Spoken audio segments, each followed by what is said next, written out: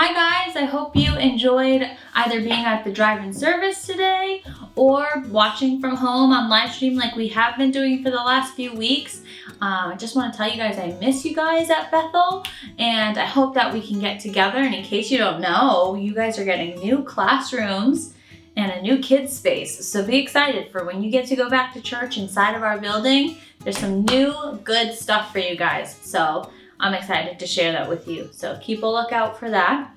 And today, I know Pastor Eric talked about going into the unknown.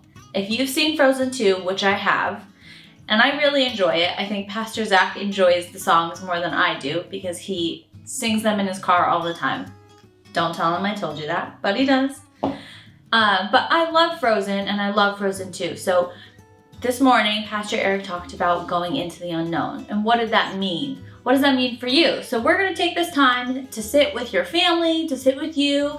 It could be your siblings, it could be your grandma, it could be your parents, it could be anybody who you want. But sit with somebody and take this time to share with them what we're going to talk about. So he talked about going into the unknown. And Elsa, if you know the movie, if you don't know the movie, you should watch it. But if you do know the movie, Elsa steps out in faith and she tries to find a voice that she keeps hearing sing. So what she does is she kind of follows it and she goes after that voice and she steps out in faith and she tries to find the place that she's supposed to go, the direction, the path that she's supposed to go. But what does it mean to actually step out in faith? It just means that you're not really 100% sure of what the outcome is going to be or where you're going and if it's the right thing to do, but in the moment you feel like that is the right thing to do. You feel like that's where God is leading you. He's giving you some kind of guidance or direction and you're not 100% sure, but you're going to take a step of faith and you're going to go for it anyways. And that's kind of what Elsa did. So with your family, take this moment to talk about a time that you have stepped out in faith.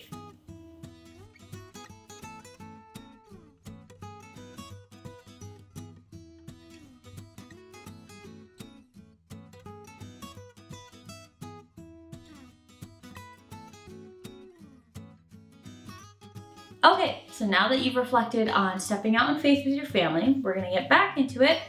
And number 2, because Elsa had stepped out in faith, she actually began walking in her calling, even though she didn't know it.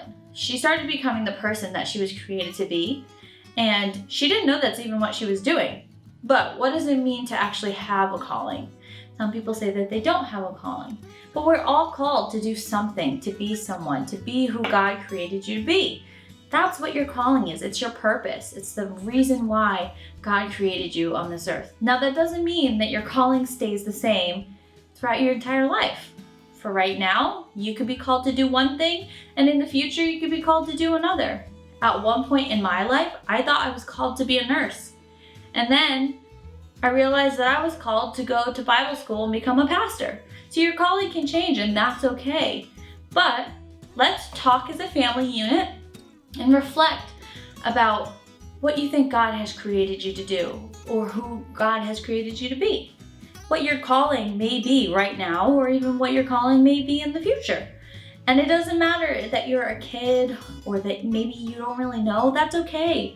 But it's good to reflect on it and think about it. Maybe you can even ask your family or an adult in your family or even an older sibling about what they think that they're called to do.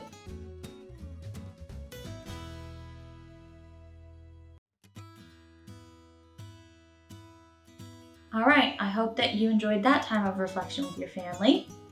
So, becoming who God created you to be can start really small. Elsa just started with taking some really small steps.